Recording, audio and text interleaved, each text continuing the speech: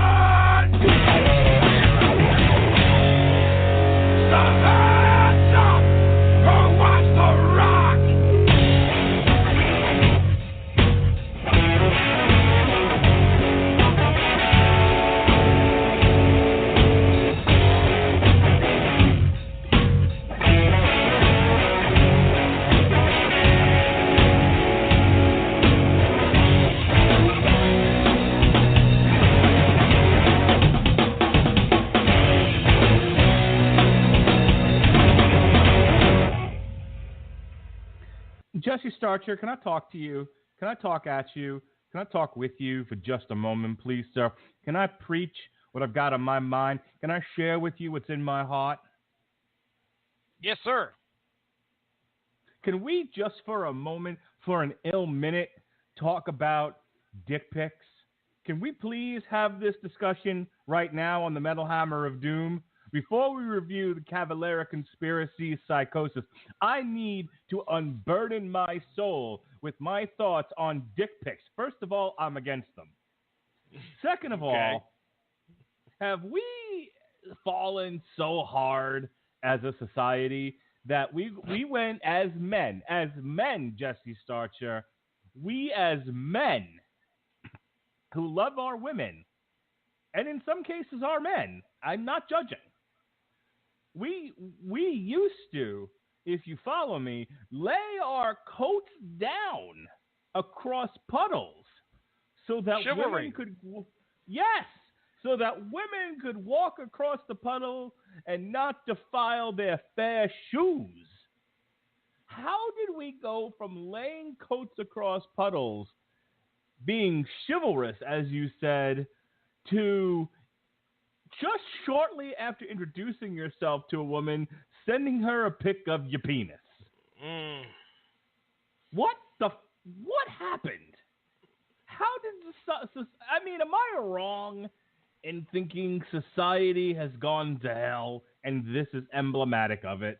Or have I missed the cultural point somewhere, Jessie Starcher? Or am I right on the money in saying we have descended into animals, and the dick pic is the cold, wet nose of our animal nature? Well, sir, I can't agree more. I have never been tempted to pull out my wiener and snap a picture in order to send it to my wife, which I would hope that is the only place you should be sending any dick pics. I'm not sending dick pics. I know you're not, but I'm just saying to our audience members out there, ladies and gentlemen, I hope that you have a significant other that you're sending these to that, is willing to appreciate it. Although most likely they've seen it quite a few times. Why you've got to take a picture of it and send it to them, I don't know. I work with sir. women. I work with women. They are nurses. Many of them are single. Many of them have had husbands, but their relationships did not work out, unfortunately. A lot of divorced women, a lot of women who were engaged, and those engagements did not work out.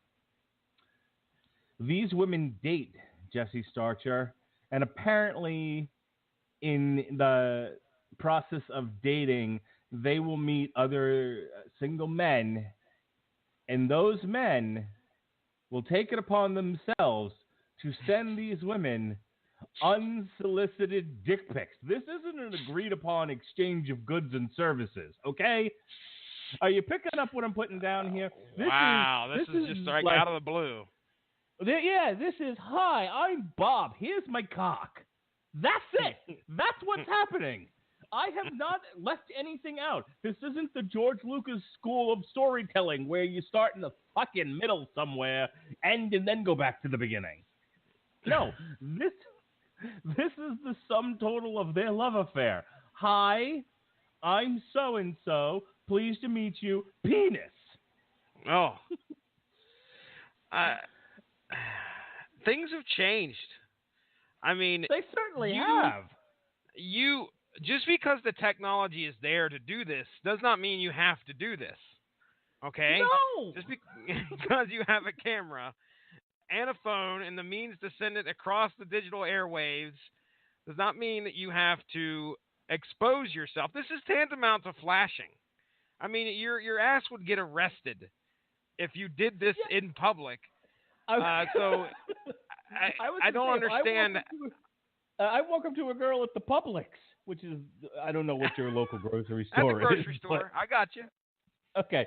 I go into the Publix, and I'm strolling down the vegetable aisle, and I come across a pretty lady, and I say, hello, I'm Mark, and drop my drawers. Huh? You like it? They would take me. I would be subsequently arrested and thrown in the dock. Exactly.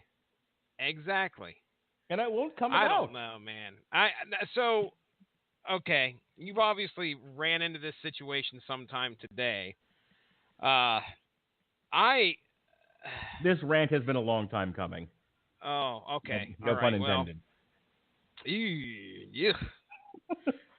What I'm trying to tell you is, a couple of weeks ago, there were two lovely ladies who I work with, and they were exchanging war stories around my desk about the various dick pics they've been sent. Let me tell you, fellas, if you are currently listening to the Metal Hammer of Doom and probably asking yourself, are they ever going to actually review the album? Yeah, we are. Partially stalling for time. Partially, I needed to unburden myself of this information. I needed to address the public. This is important. So what we will, I promise you in the next minute or so, we will actually get to the topic at hand. But God damn it, dick pics. I don't like them. We need to stop. But, and that's my point with all of this, is I don't know what the state of thinking among men is out there. I can't seem to get a handle on the measure of the common thinking among men that they think collectively it's a grand idea to send pictures of your genitalia to women who didn't ask for it. And what they thought this would get them, it's as if to say is here is a woman, I want her to jump on my penis, so I'm going to show it to her, and she's going to go, my, what a massive rocket in your pocket. Let me get on that shit. That's the logic, I'm assuming. Is that not the logic, Melissa? Does she agree? What? You've been sent unsolicited dick pics. Was it not the logic of the man to send this thing to you and for you to become enraptured with its size and girth and to? Okay, that's what I'm trying to say. I'm yelling at the top of my lungs. How do you not hear me? Typical woman. Anyway, she's not listening. She don't care. It's been years since someone sent her a dick pic. I certainly wouldn't. My goodness. Oh, I mean, there is a degree also of the. Man, I don't know. I think too much about this. Like, if I was on the receiving end of something like that, there would be a degree of like, okay, yeah, right. How do I know this is you, sir? Because anybody can go on the old internet and screenshot a wiener. Eh? You're like, that's not your penis. I don't believe in such fantasy. Yeah. Oh, you can't. No way. No way. That doesn't. No way. And then, guys, I guarantee you there are dudes out there like, it's mine, and they figure out some way to rig a mirror so their face is kind of flashing back right behind their rock hard cack. So we know for a fact that this is who they are. But I'm thinking too much about this now. I don't ever want, dude. But let me tell you something. Jesse Sarcher. You're the disapproving dad, and you've got a tween daughter. And here comes the nightmare scenario. Wait till she gets her first unsolicited, and I'm not trying to be jerky. Don't even. I know. No, trust me. It's not like the shit doesn't go through my head every single day. Like, when I was a kid, when I was a boy, what was I thinking at that age? Okay? Sure. Now we got this shit to deal with. We got dick pics I got to worry about? Okay. Dick pics, sir. Unsolicited dick pics sent to your tween daughter. And I know how I'm going to react. I'm going to want to kill the person. Like, I tend to think in extremes, the guy wants me to fuck that pig, I'm going to bomb the country. I will continue to bomb things until we finally find the person to tell me to fuck that pig. A little bit of TV Party Tonight for you. That's right. And our coverage of Black Mirror season 1, for those of you who don't listen to that podcast. So I have this sneaking suspicion that if my daughter gets an unsolicited dick pic, I'm burning the house down that kid lives in with everyone in it. We have had 2 run-ins. Man, this is going to bring up a tiny little bit of some actual shit that's happened where we have had a couple older gentlemen impersonate teenage kids in order to befriend them on social media, my daughter included. And we found out, like, from some other source, like, hey, what are you doing talking to this guy? This dude's a 27-year-old. Dude. I mean, I'm sitting there pulling my hair out of that, and that didn't get too far. That was just, hey, how you doing? And kind of innocent stuff to kind of open up the door. Sure. But he was getting ready, man. He had that pick all lined up. I have. Well, I real talk here. The first incident that we had, another parent actually took over her daughter's social media account, continued to talk to the guy, screenshotted everything, and yes, that is where things ended up. There was a dick pic sent. So it fucking happens. And it's going to happen at some point. So you just got to steel yourself. I haven't met a girl who likes it. That's the thing. Yeah. I have yet to meet a woman who was just like, and I got this dick pic, and lordy, pants wet.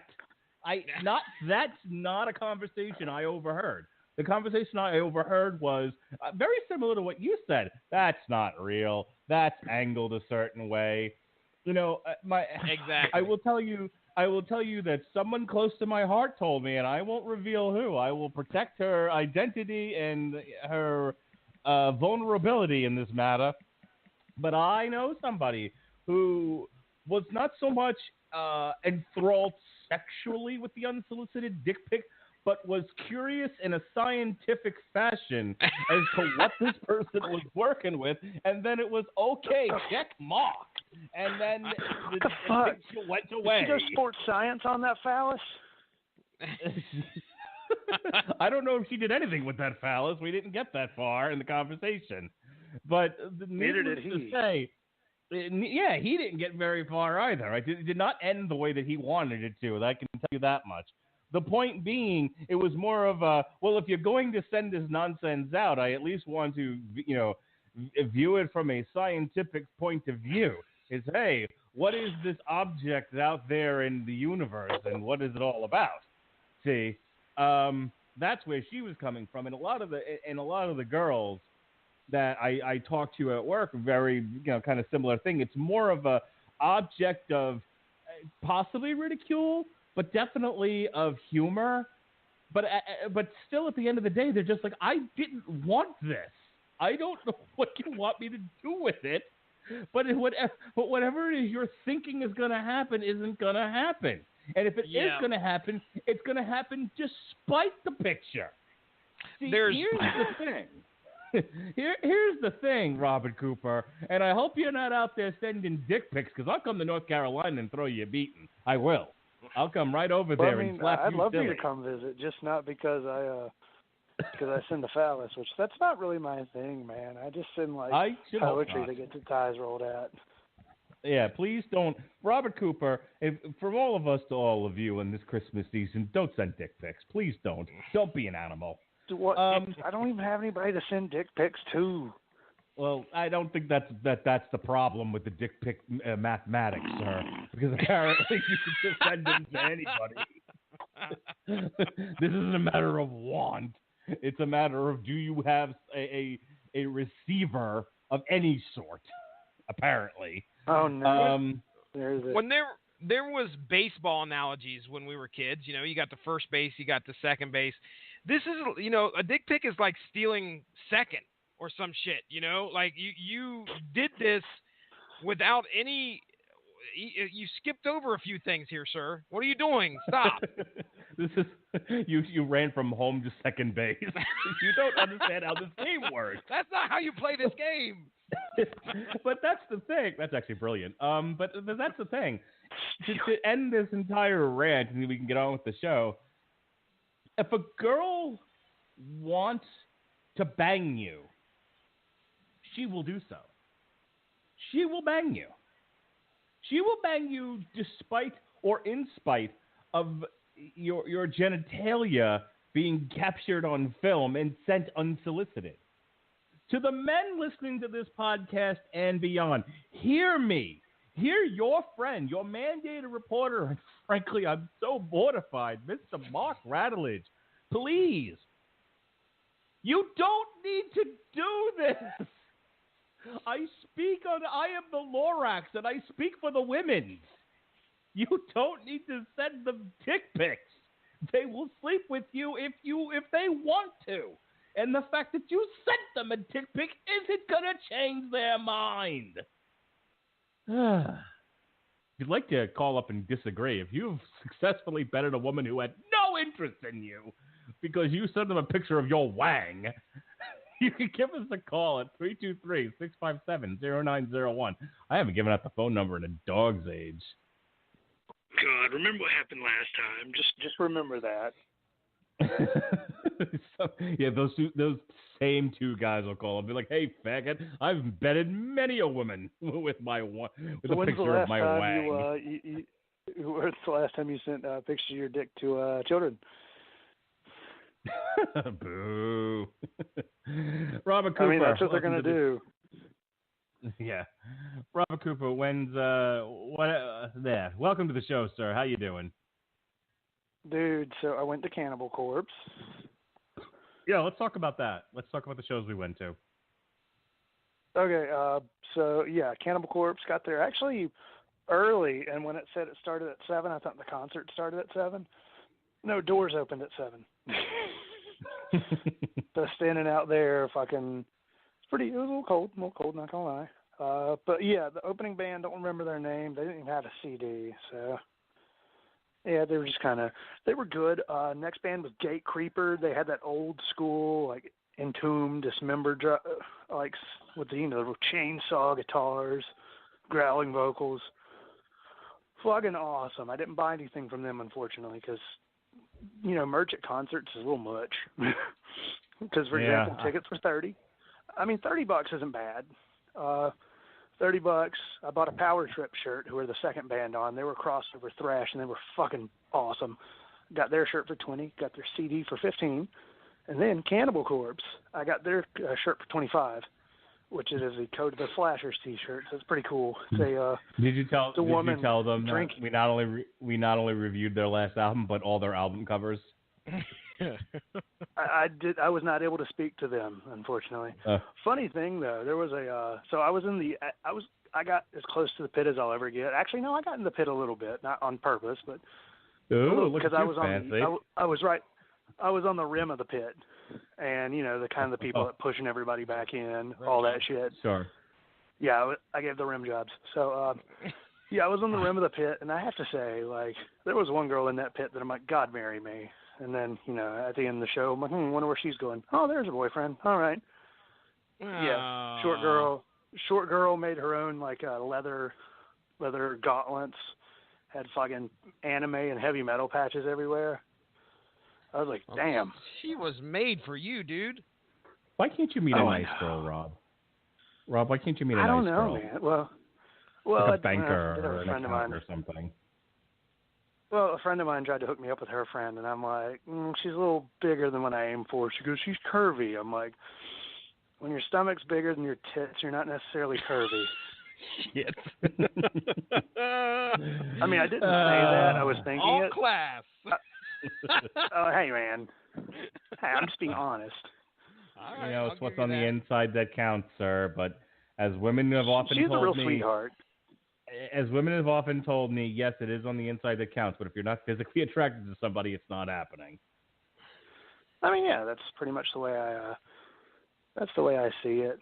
Which, I mean, it's kind of unfortunate though. She's a sweetheart, but I'm just playing the field, which is going nowhere. But hey, I'm gonna go out karaoke soon, so y'all are about to hear me y'all are about to hear me doing a. If by playing the field you mean wandering onto a baseball field that's empty at night, sure. I mean, yeah. I mean, somebody's going to be there. Which, by the way, so I went to a thrift store, got a "I'm a Paul Heyman Guy" T-shirt for $1. Ooh, nice pickup. Yeah, I got a $4 Star Wars shirt. That was pretty nice. Then nice. 2 black dress shirts and an old grandma sweater. I saw your grandma. Old grandma. Oh, and it's one of those. It's almost fit like it's a little short on the arms, but it just looks so awful and cheesy that I had to have it. I mean, and it has the consistency of like an old blanket. So real quick, and I do mean quick. My wife and I went to go see Clutch, the Obsessed, and the Devin Townsend Project, and I love the Obsessed. Yeah, the Obsessed were good. I dropped $50 on 2 Clutch T-shirts. One was a Decapitated Blues shirt, which is really cool looking, and then another one. Oh shucks, I can't remember the name of the song, but the chorus is I'm an unapologetic lifer for rock and roll, which is a song we've been playing a lot of. It's from Psychic Warfare. Mm-hmm. This particular tour, they were promoting an upcoming album, which I'm sure we'll review next year whenever it comes out. You know how that is.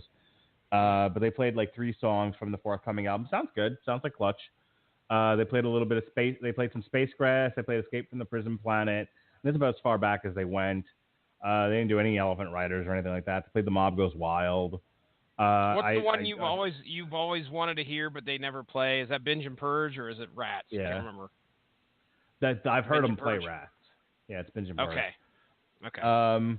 Which I was reading through their Wikipedia page again just because I was bored at work one day, and they said they stopped playing it at shows because it was inspiring people to kick the shit out of each other. I've heard of worse reasons not to play a song. The Devin Townsend Project. Devin Townsend is awkward and weird, and the Devin Townsend Project sounds like the house band at Epcot. It's just like it's like futurist. It's like if there was thrash metal in Tron, that's what the Devin Townsend Project sounds like. That's not to say that I didn't like them. They were just it was very bizarre sounding. Speaking of fights at a concert, Hatebreed was at the same venue I was at on Monday. I went on the Sunday after that. There were 5 fights in the pit. They made it through 8 songs, and Jamie's like, "All right, we gotta quit because y'all are gonna get us banned." Oh wow! Nice.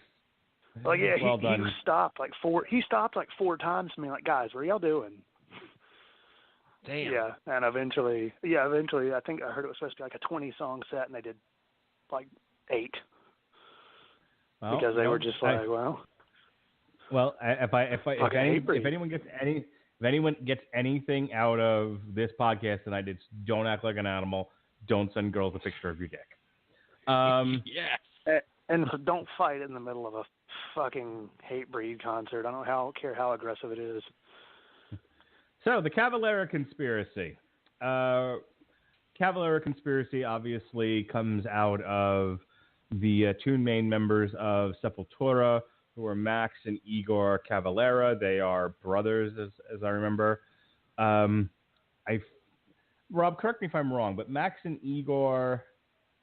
left. Igor stayed. Max went on to form Soulfly. Igor stayed. They got Derek and Igor continued Sepultura, which we covered them earlier this year, the new Sepultura album. And then Max and Igor reconciled whatever irreconcilable differences they had, and then they started a new band together called the Cavalera Conspiracy. And this is their 4th studio album, Psychosis. Did I get that all right? I think so. As far as I'm aware. Okay. So what else, Robert, do you know about the Cavalera Conspiracy, if anything? I've not really, I'll be honest, a lot of Max Cavalera's projects post Roots from Sepultura, not been huge on. I've given Soulfly a dabble here and there, and they're all right. They're just, honestly, I feel like where Sepultura was with Chaos AD and Arise, that is the Max Cavalera I love. I'm not a huge fan of the Roots era. Like, I think the Roots era is fine, and there's a lot of good stuff in it. I just think it really took away what was Max's strong suit, which is kind of those aggressive vocals and the fast solos. With this album, it's the first Cavalera Conspiracy album I'd listened to, and I could say it was a positive. It was definitely a positive experience towards the beginning. I loved a lot of the earlier songs. It kind of petered away towards the end, which is a preview of this review here. But yeah, I'm assuming that it's more of the thrashy version of what Max has been doing, and kind of like a thrashier version of Soulfly. What y'all think? First, yeah, I don't think this sounds like Soulfly at all. I actually think this sounds like Chaos AD era Sepultura, which I liked, and it was certainly the high point of Sepultura for me. Now, I like the Roots stuff, but I've gotten a lot of the Roots era stuff in Soulfly. I feel like I know there were personal issues between Max and Igor. It was a death in the family, if I remember correctly, and I think that's initially what split them. But I'm also wondering if there were musical differences. If you look at post-Max leaving Sepultura, like the early Derek era Sepultura versus what the early that scared the shit out of me. the early Soulfly stuff sounded like. Now, in later years, Soulfly loses a lot of its tribal element, to what I could tell, and I think they've kind of fallen off. I don't know where some of the creativity went with that band, but I remember not being too. I didn't think the later Soulfly stuff really stood out, and then we already talked to death about the new Sepultura, so I don't want to revisit that. But I feel like the Cavalera Conspiracy, a lot of the energy is back between the two brothers, and it takes me back to the high point of Sepultura. Jessie, are you familiar at all with Sepultura, the Cavalera brothers, Soulfly, any of this beyond what we've done here on the show? Yeah, short answer is no. I don't have a whole lot of history with either Soulfly. I know Sepultura's been around forever, but again, that's not a band I listen to a whole lot of. So, it's so funny because I've listened to the album quite a few times, and then I sit down here tonight, bring up the Wikipedia on who the hell these guys are, and then I'm like, wait a second. Yeah, they've been around for the guys that are involved in this have been around for a while. So it surprised me because I thought we were listening to like, I knew this was their fourth album, but I didn't know that this was a band that was made up of some pretty veteran rockers here. So. All right, so let's get into it. This is our first track of Cavalera Conspiracy, Psychosis, which dropped on November 17th of this year. This is Insane.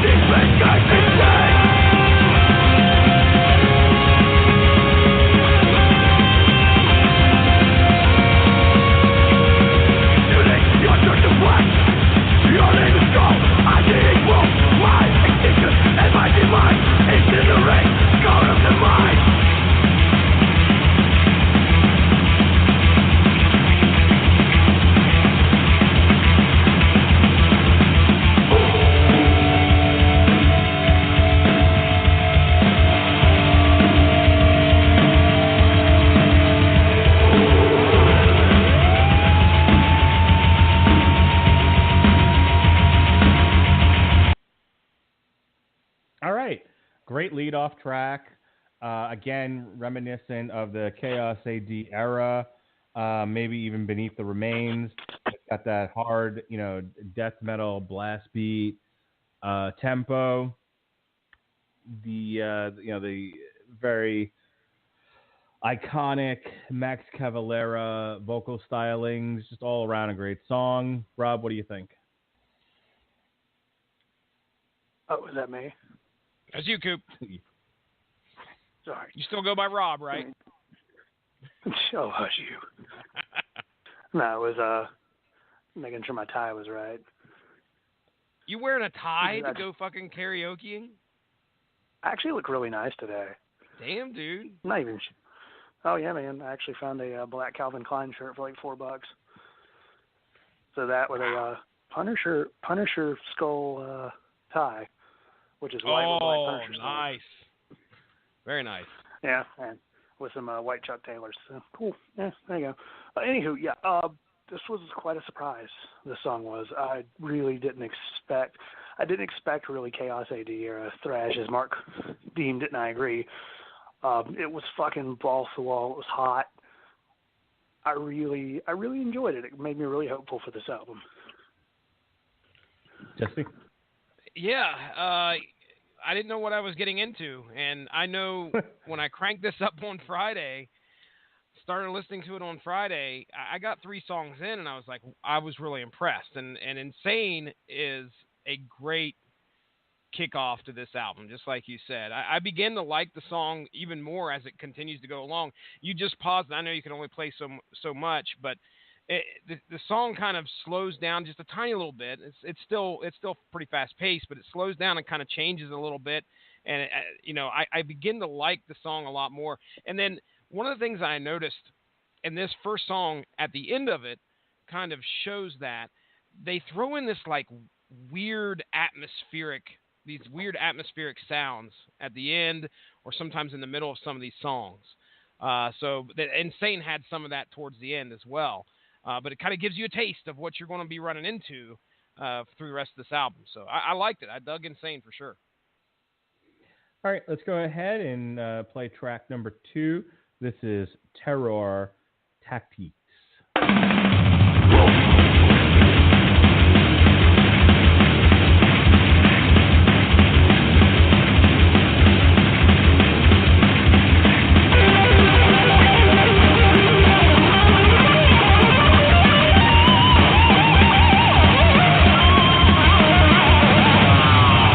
We are machines of propaganda.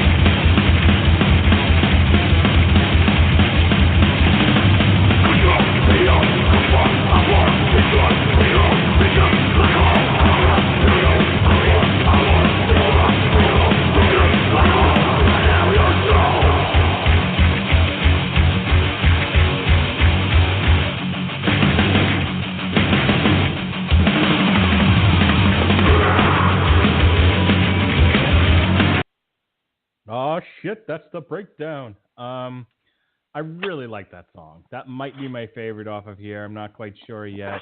But as of right now, I don't think it gets any better than Terror Tactics. Maybe it will.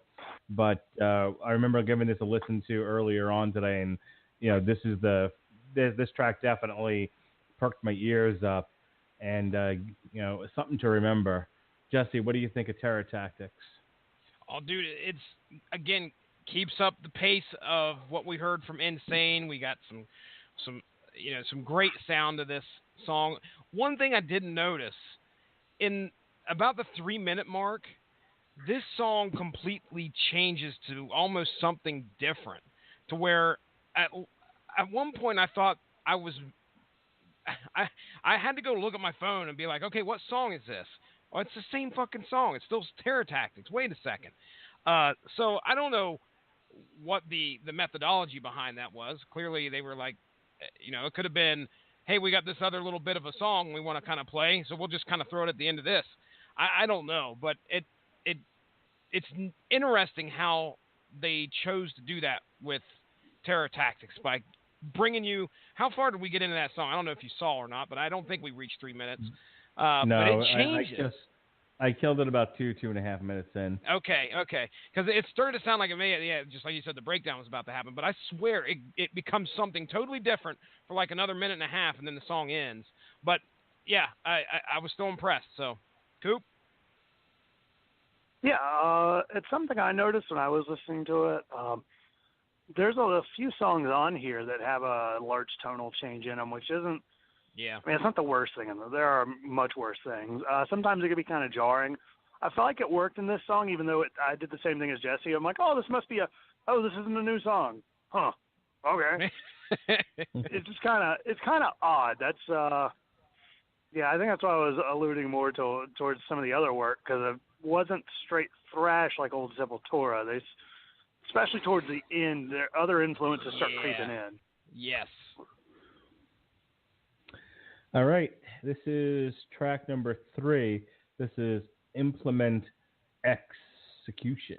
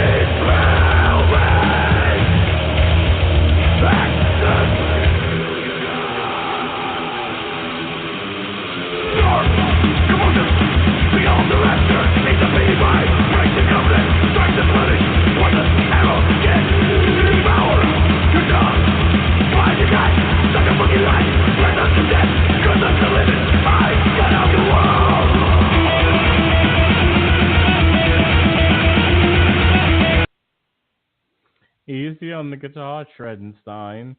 Song's over already. Anybody? Reference, please. Tell me. That's from, I want to say, Killing Is My Business by Austrian Death Machine. Oh. You don't remember that? I do not. Oh, Jesus Christ. So that's I'm a Triple Brutal guy. It's hard for me to go back and revisit anything before Triple Brutal, even though Get to the Choppa is a classic. I still I hardly get back and revisit anything before Triple Brutal. You don't play the first covers, one was huh? first one had some gems. Does it? Okay. Did. Get to the chopper. Get to the chopper. If we keep this, I never listened to the second one though. I admit. Okay, that's right. We covered the third one. It was like it was the last one that I did before the Jonas Exodus. Yes. Was the third one, if I remember correctly. That was our wonderful, heartfelt 3-hour podcast. Don't fucking remind me. I just did a 3-hour podcast. It felt like it went on for 3 decades. Enough of my troubles. We never. I guess maybe we played 1 or 2 over the years of the covers, but that second album. See, now I got to look it up. Double Brutal. Maybe that is Double Brutal. It is Double Brutal. I'm pretty certain. Austrian Death Machine. Funny that Google knew exactly where I was going with that. Yeah, there was Total Brutal, Double Brutal, and Triple Brutal, and then A Very Brutal Christmas and Jingle All the Way. Jingle bells, jingle all the way. Oh, what fun it is to ride in a one-horse open sleigh. In a one-horse open sleigh. Jingle bells, jingle bells. Jingle bells. Jingle all the way. What's funny is you guys are doing impersonations of a guy who does an impersonation. So it's a double album, and the first one is all the originals. The second one is the covers. So they do the T2 theme, Hellbent for Leather, Time Travel, Trapped Under. T2 theme, Hellbent for Leather, Trapped Under Ice, Iron Fist. I Turned Into a Martian. Killing Is My Business and Business is Good, which is where at the end of it, the guy just kind of goes into like a solo. It's like easy on the solo, Shredenstein. Song's over already. And then they do, shaving a haircut. Tactically Dangerous and Gotta Go. So lots of fun covers on that one. The Killing Is My Business one's really, really good, actually. Because killing I love that is album. my business. Yeah. So this one's got some great ones, though. You got I Need Your Clothes, Your Boots, and Your Motorcycle. Let Off Some Steam, Bennett. It's simple. I want to just play this one. It's simple. If it jiggles, it's fast. See you at the party, Richter. Who told you could eat my cookies? Come on, Cohagen. Give these people air. Who is your daddy and what does he do? Come on, do it. Come on, kill me. Do it now. Do it now.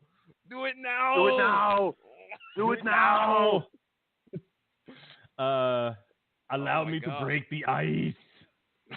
And personally, one of my favorite songs on here, probably one of my favorite songs by this band, Conan. What is best in life?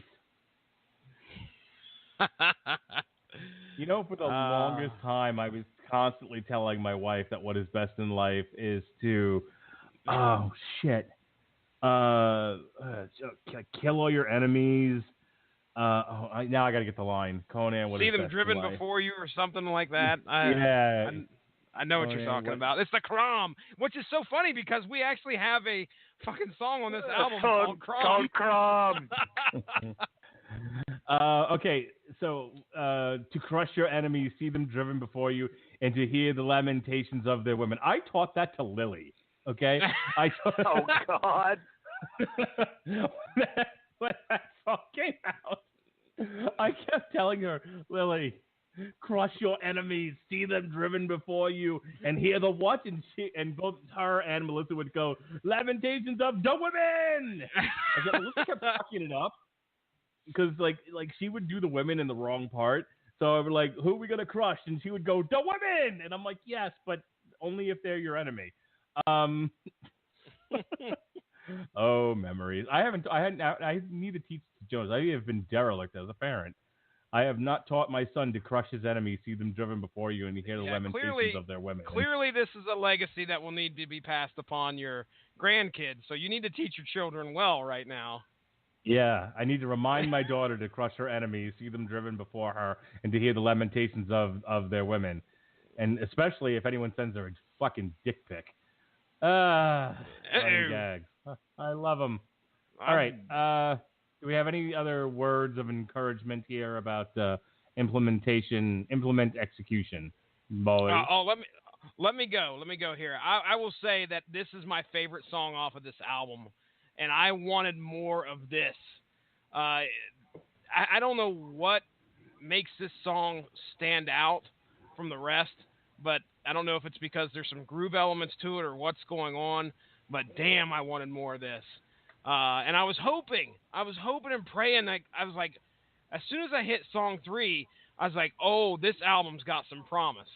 But I don't think anything topped Impalement Execution, unfortunately. Implement Execution. There was lots of guitar shredding. I can dig it. Did I say okay. Did I say it's Impalement or is it Implement? It's Impalement, isn't it? Oh, no, you're right. I'm sorry. I can't read. It's Impalement. Sorry. I was going to say, 1,000 pardons, sorry. I misunderstood things. Impalement Execution. All right. I'm glad we corrected the record on that. I wonder if you ask Alexa or whatever the Google thing is, if you ask it what is best in life, it'll tell you to crush your enemies. I'll ask Siri right now. Before. Could you ask Siri, please? Siri, what is best in life? Interesting question. Oh yeah, yeah, nice. Fuck yeah, you, real Siri. clutch. Good job there, MJ. All right, this is track 4. That would have been boss though if it had actually said, Siri, what is best in life? To crush your enemies, see them before you, and hear the lamentations of their women.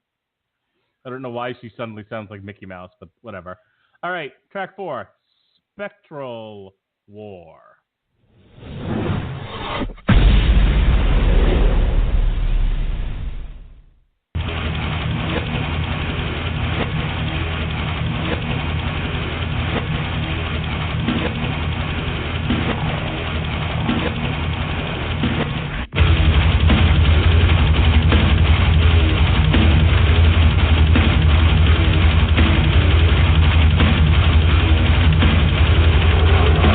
Lightning, in the aeon.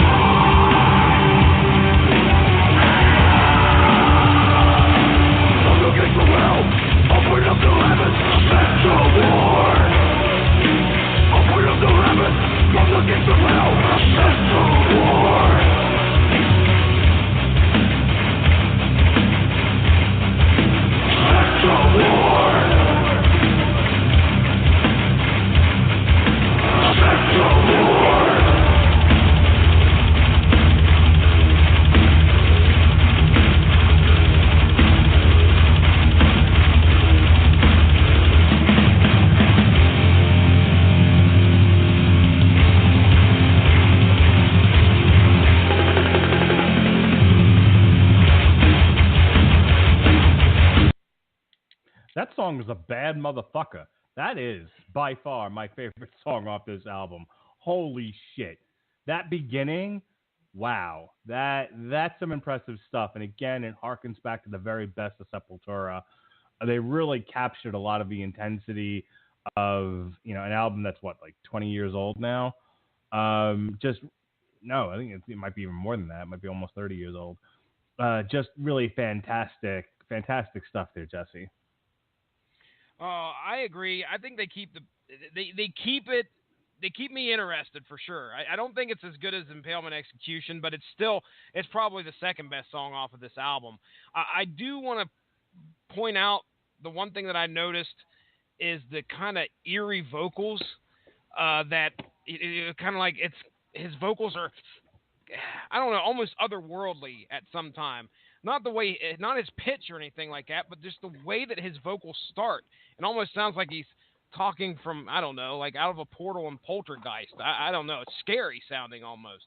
But, of course, there's a song called Spectral War. That's going to be probably heavy laden with all that atmospheric stuff that's going on with his vocals. But, yeah, again, I agree with you. Great song. Coop? Yeah, I mean, it's one of those songs that was steady, menacing. Yeah, menacing. It's a good word. I use it on occasion. Yeah, I really liked what was going on with it. Even I think, was this the longest song in the album? No, I think it was. There's another one that's like 6 minutes long. But I feel like it was among the longer songs in the album, and they really make it work, which is surprising. Usually, bands like this going over 4 minutes is usually a problem. So good job by them. All right. Let's keep it moving here. Keep calm, crush your enemies, see them driven before you, and hear the lamentations of the women. This is track 5, Crom.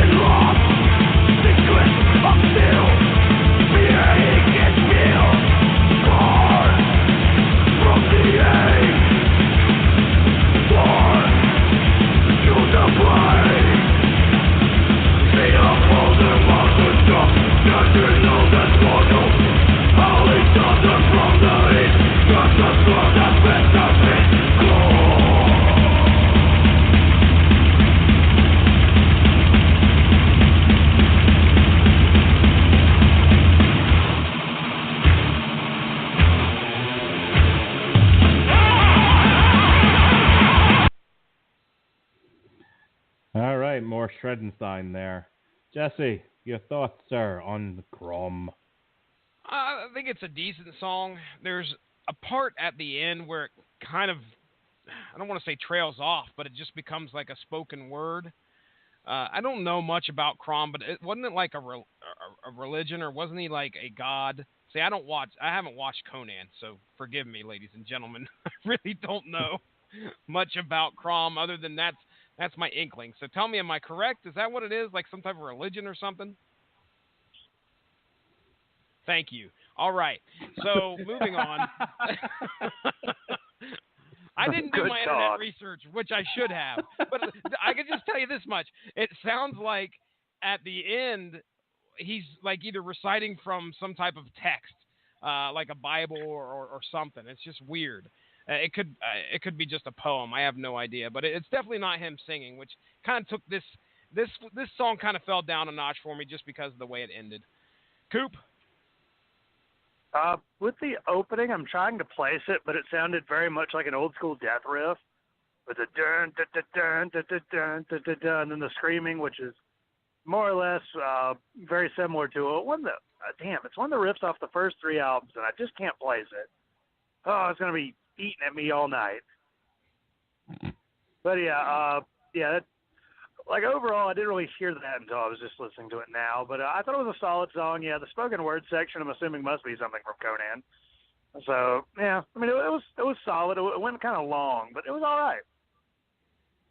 Yeah, I mean, I like the intensity of it. But I mean, I hear what you guys are saying. It's the least, to me, it's the least interesting of the bunch up to this point. We'll see where the rest of it goes. But definitely, again, the intensity is there, the thrash is there, but that's kind of all it's got going for it. You know what I mean? Mm-hmm. Yep. All right. This is track 6. This is Hellfire.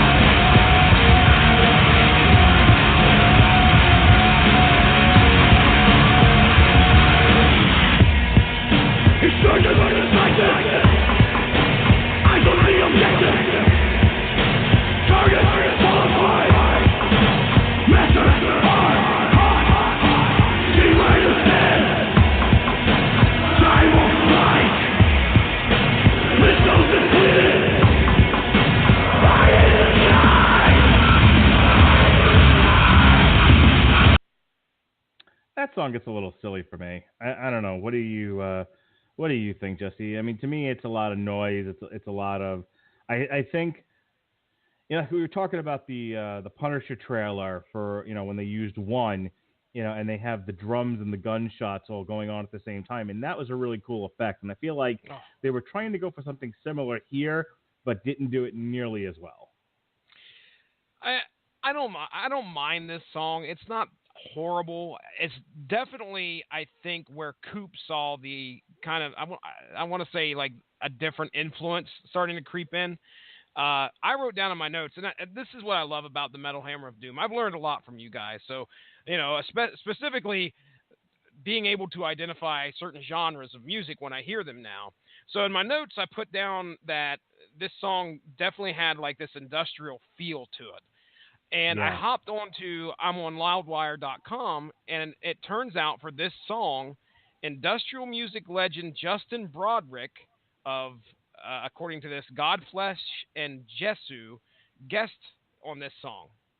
So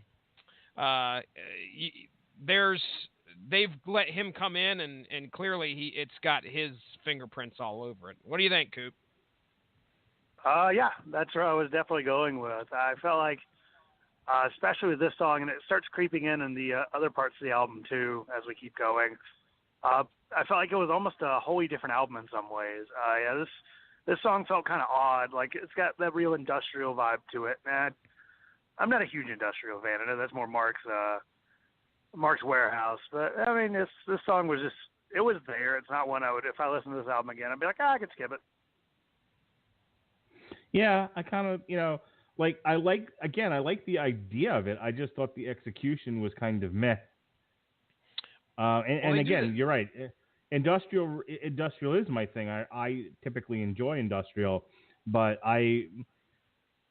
this felt a little try hard for me. You know what I mean? This felt like that you're trying to do an industrial song, and that's the thing, is I've heard Max Cavalera over the years has definitely gotten involved with some other bands and done some really interesting things, and some of that has been working with industrial bands, and there's just better stuff out there. Shit, there's better Sepultura out there that has been like remixed and like made into sort of a pseudo industrial track. This one just didn't do it for me. Yeah, I was just going to add to that. You said it gets a little silly. This is another one of those songs that morphs into something else. Right before you cut it off, they started getting into, something that felt like nothing like the beginning of the song. And it didn't help the song much at all for them to do that. So, it's a weird one. That's a paddling. All right, this is track 7. This is Judas Pariah.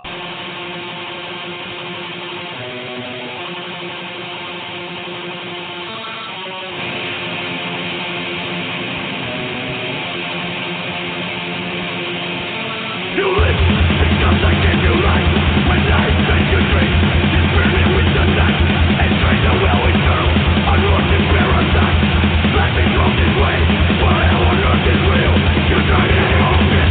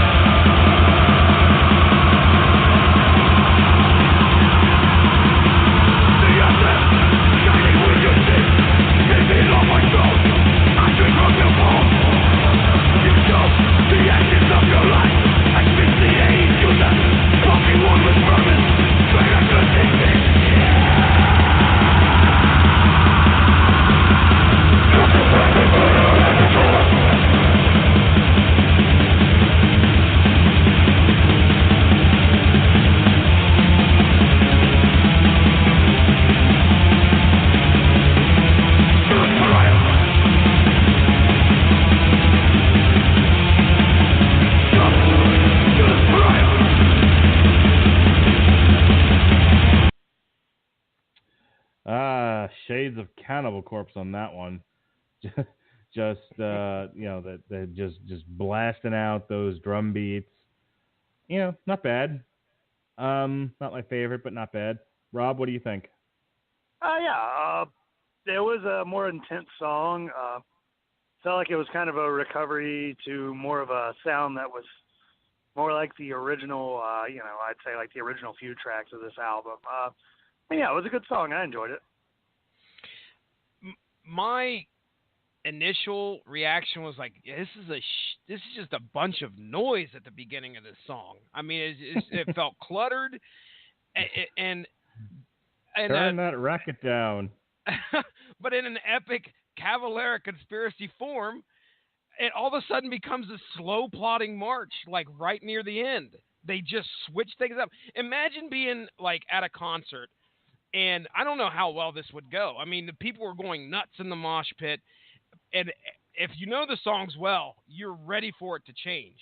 Because you can't, I'm sure you could, if you wanted to, keep up that intensity that whatever you're doing in the mosh pit. But all of a sudden, the tone of the song really changes and slows down and becomes this crazy, like, something totally different from what we were hearing at the beginning. And I said at the beginning of that first song, as it went on with Insane, I began to like it. This is another example of that happening here, where I was like, oh my gosh, I don't know if I can make it through. Is this all the song's going to be? And then all of a sudden it's like, nope, here's some better shit, same song, boom. And I'm like, okay, now I can dig it. And then we fade out and we hit the next one. So I mean, it's one of those where this album is called Psychosis. And I kind of get that vibe from some of the songs that are presented to us on the album. It's one thing, but then all of a sudden it's something else. So and it's interesting. Yeah, I mean, that's the thing, for the kind of, thrash metal, death metal amalgamation of music that this is, I think there are some interesting things going on, but, interesting by itself is not a virtue. It still has to be good. Yeah. And so I think I think there are definitely some interesting and memorable things on here. Not all of them tickle my fancy. I feel you. That fair to say? Here. This is our title track. This is Psychosis, and this, I believe, is instrumental.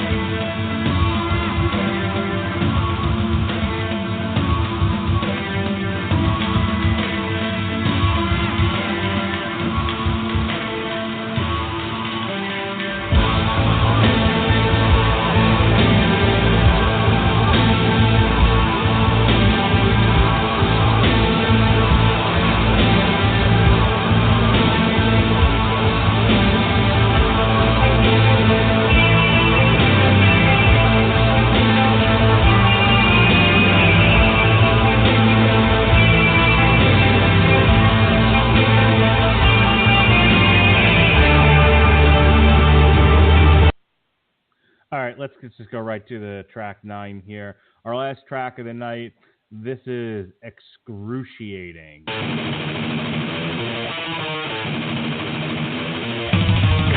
Only death is real. Pain and ache still feel. Barbaric hordes marching through the frozen tundra. From holy war to holy murder. Corrode.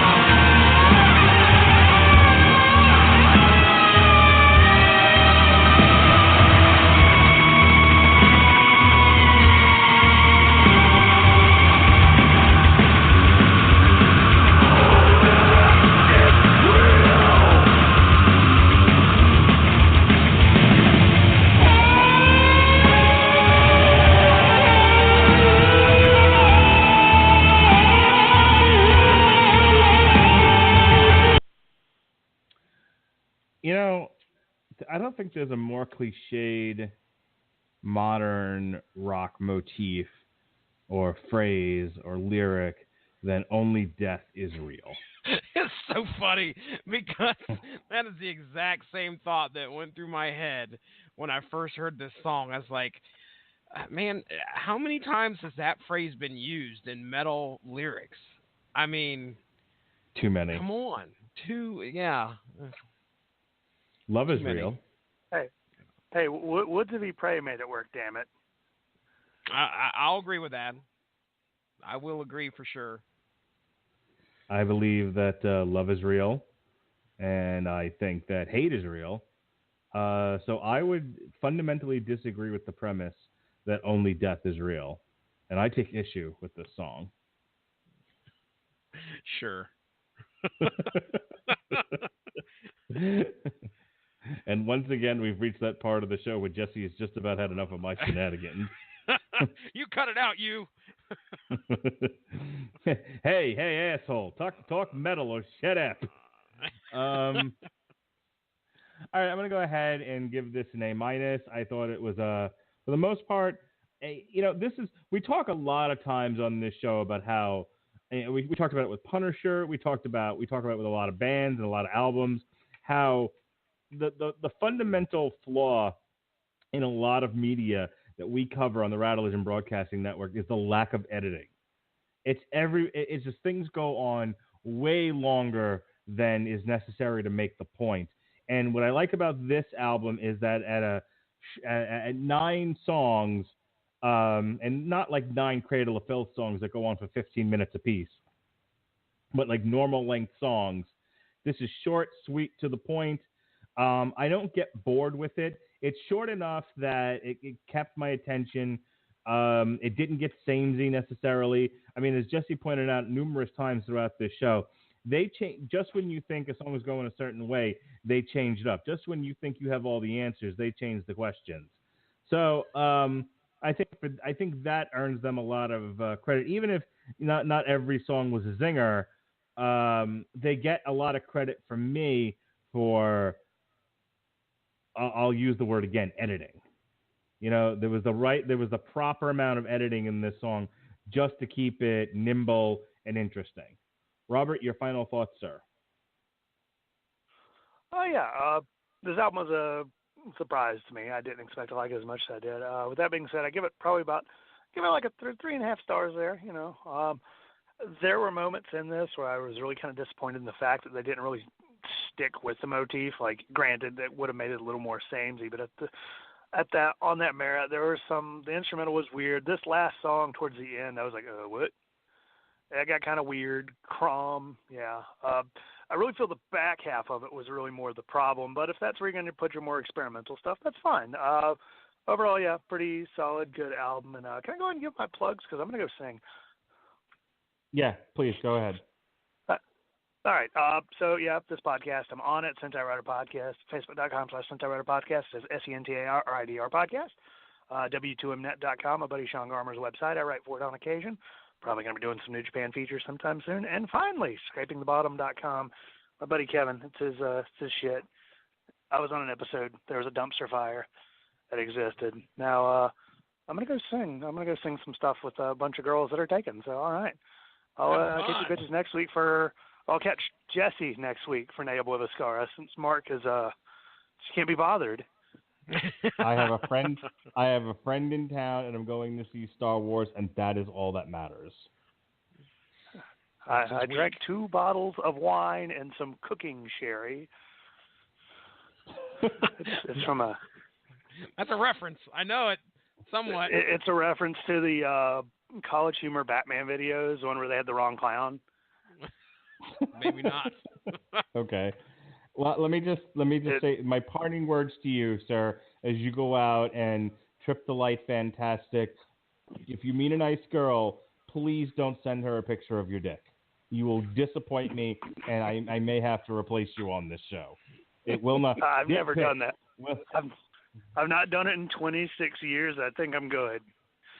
Okay, I'm just letting you know what the consequences of sending dick pics are. You will be banned from the Rattlevision Broadcasting Network, and that would make me sad. Don't disappoint me, No, Robert. You're our only hope. I don't want to. Exactly. Thank you, boss. All right, fellas. Later. Next time. See ya. Peace. Indeed. Jesse, your final thoughts, sir. Oh, yes. Okay. For my first... Go ahead and hit the end there, Coop. Hang it up.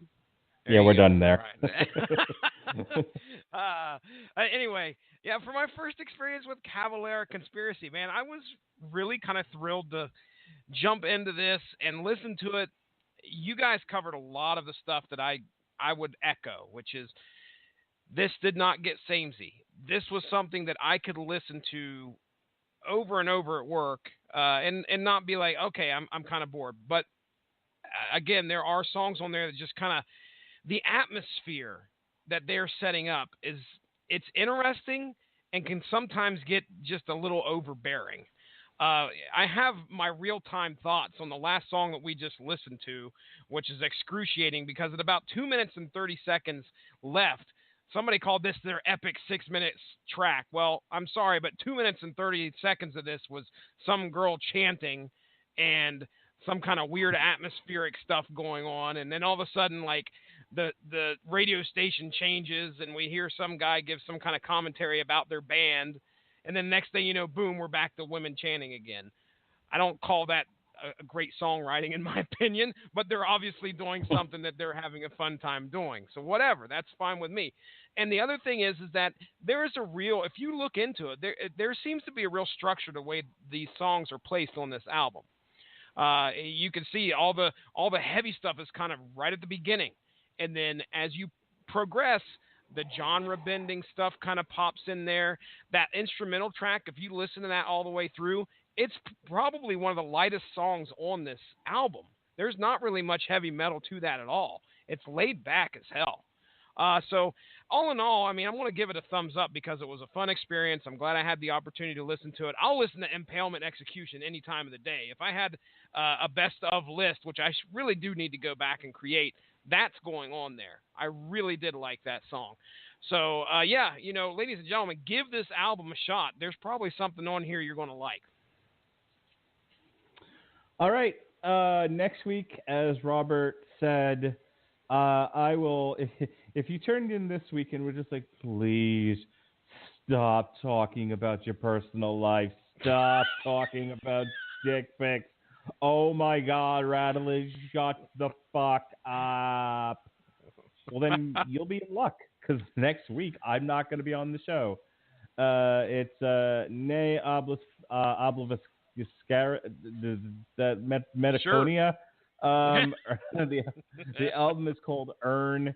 So Jesse and Rob are going to take that one by itself. But I will be back for Star Wars Week. It's all Star Wars Week all the time.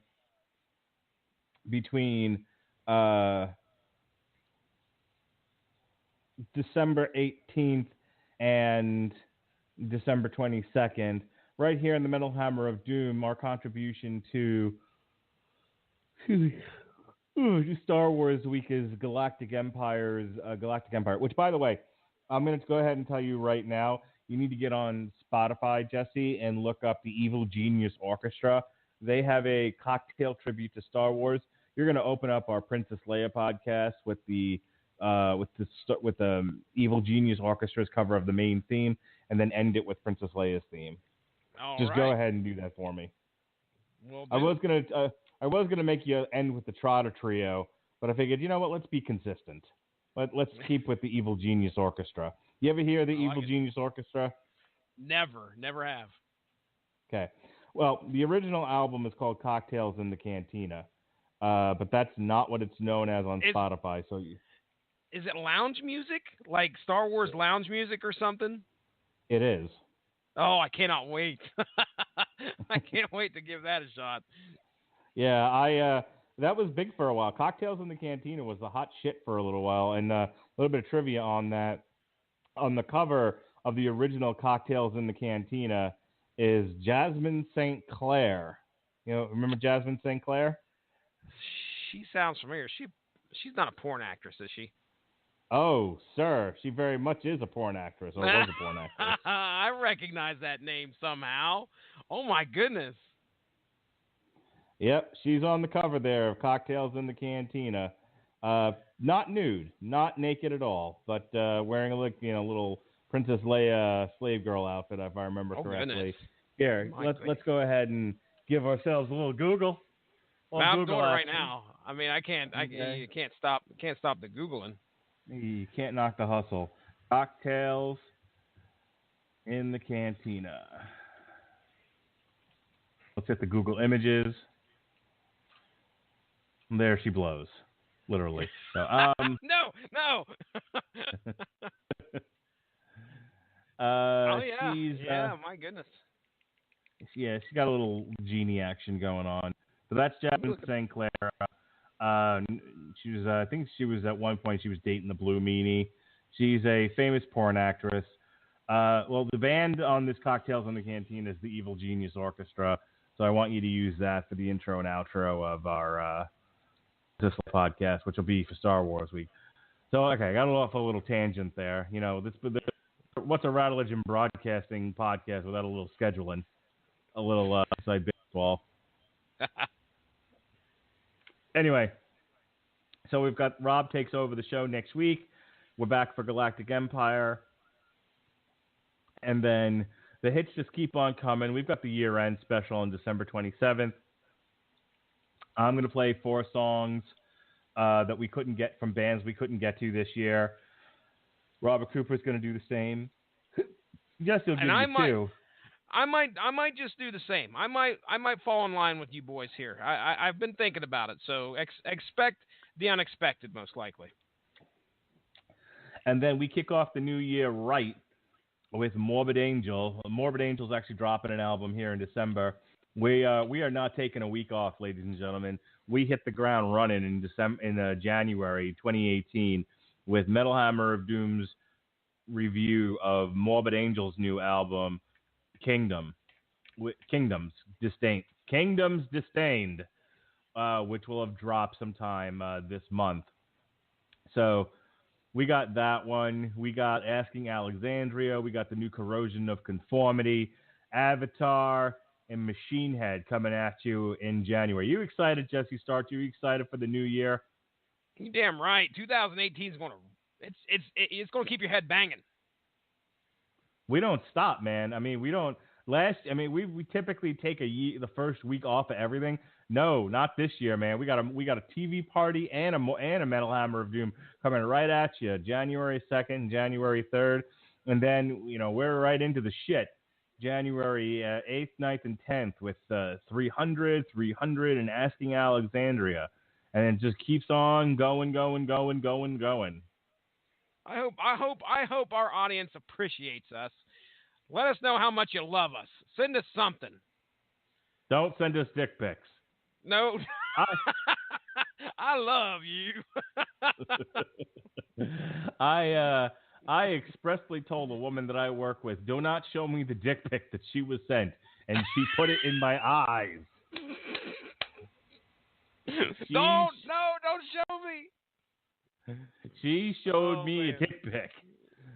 Jessie Starcher.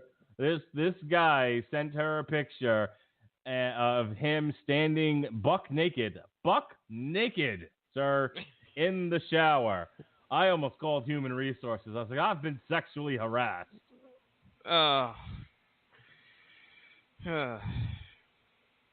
Jessie Starchick, do your plugs.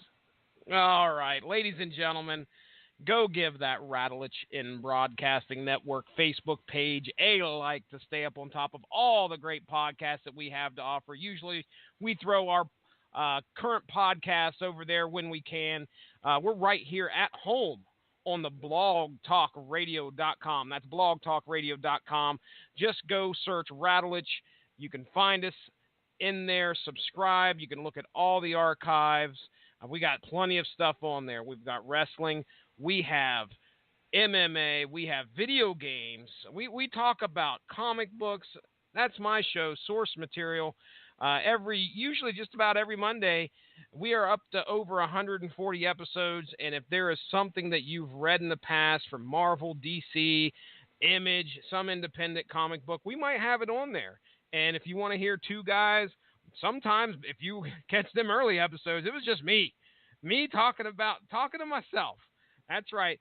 But you could check out our discussion of some books, some very popular books, some that aren't so popular. We had a great one we just spoke about here recently, which was Punisher, Welcome Back, Frank. It came out in 2000. Probably one of my favorite episodes that we've done this year. So I would highly recommend go check it out. We're on iTunes, we're on Stitcher, we're also on Spreaker. I mean, we're all over the place. So just search Radulich and subscribe, Radulich. You can follow me at Stiznarchy on Twitter if you do so wish. I am done and I'm ready to go to bed. Let's get out of here, Mark. Manucci got the ill communication. Manucci got the ill communication. All right. Ladies and gentlemen, it's been a small slice of heaven as usual. For the Metal Coop, Robert Cooper. Croonin' Metal Coop, Robert Cooper. For the disapproving dad and the host of Source Material in his own right, Miss Jess Starcher, I'm your mandated reporter, and frankly, I'm mortified. And please, ladies and gentlemen, be well, be safe, behave. And when I say behave, I mean stop sending dick pics for the love of Christ.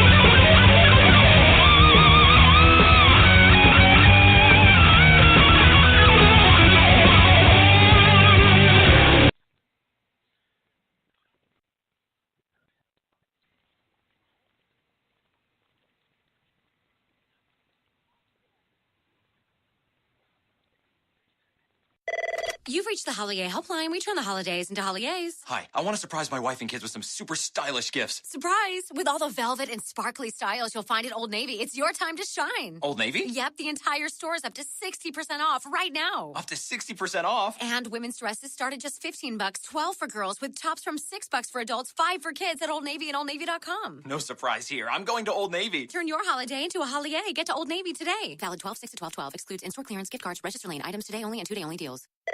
You've reached the Holiday Helpline. We turn the holidays into holidays. Hi, I want to surprise my wife and kids with some super stylish gifts. Surprise! With all the velvet and sparkly styles you'll find at Old Navy, it's your time to shine. Old Navy? Yep, the entire store is up to 60% off right now. Up to 60% off? And women's dresses start at just $15, $12 for girls, with tops from $6 for adults, $5 for kids at Old Navy and OldNavy.com. No surprise here. I'm going to Old Navy. Turn your holiday into a holiday. Get to Old Navy today. Valid 12/6 to 12/12. Excludes in-store clearance, gift cards, register lane items today only, and 2-day only deals.